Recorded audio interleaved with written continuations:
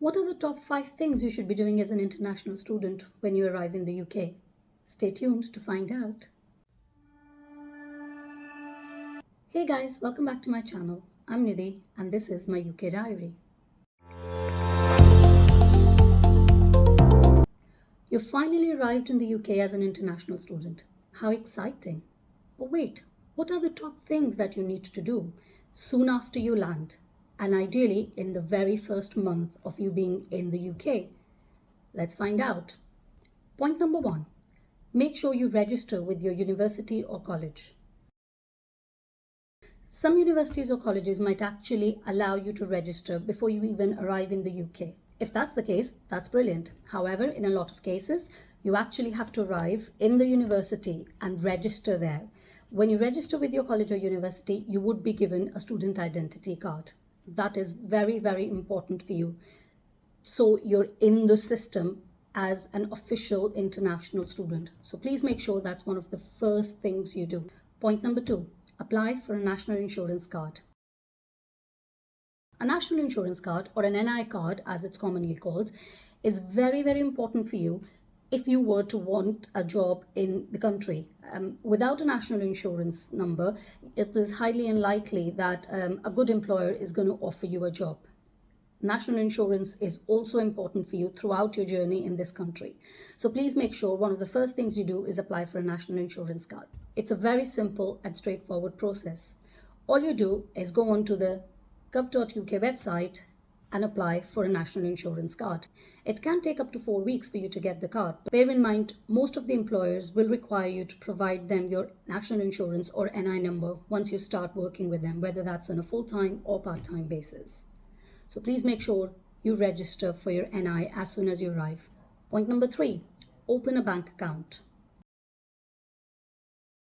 Opening a bank account is important for so many obvious reasons. As an international student, it is even more important for you to open a bank account so you can get money from your home country, so you can pay easily for your future tuition fee that you might need to pay once you're in this country, so you can actually get paid yourself for any part-time work that you do while you're in the country.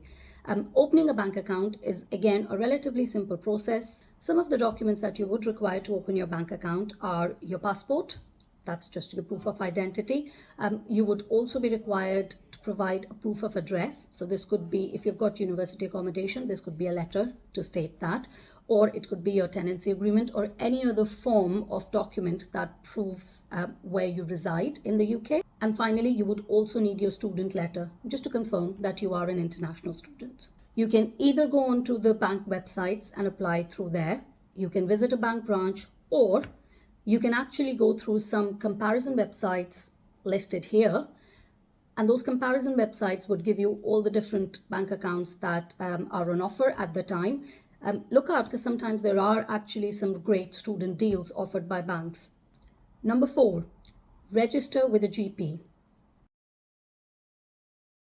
UK has arguably one of the best healthcare systems in the world, although it does have its own flaws.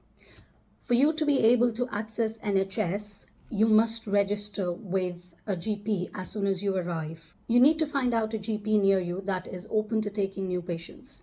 All you need to do for that is go on to the NHS website, view a list of all the general practitioners around you that are still accepting new patients. You can then go to your local GP, fill in a simple form, and you would be registered with them. Don't worry if you don't have an NHS number at this point, because once you register with a GP, an NHS number is generated for you. Point number 5, take a mobile phone contract. Although a lot of us nowadays probably use services like WhatsApp to actually phone people back home, it is still quite important and handy to take a mobile phone contract when you're actually in the UK for making local calls. And it's a far easier route than actually spending money on pay-as-you-go. You can either take a normal phone contract where you would get a phone as a part of the contract, or increasingly popular in UK nowadays is actually taking a SIM-only contract. So if you've got a phone that you absolutely love and you don't actually need a new phone, SIM-only deals are not only economical, they are actually a very good option where you can keep your existing phone. There are various mobile phone networks in the UK. So again, feel free to either go on a comparison website or go to a website like this and look for the best deal that works for you. So those are the top 5 things, in my opinion, you should be doing as soon as you arrive in the UK as an international student. But because you're all such lovely people out there, I'm going to give you one bonus point. Point number 6, make sure you register for various student discounts. There are some really good websites like these where you can just register with your university card to prove your identity as a student. And once you're registered, you can get some really, really good bargains.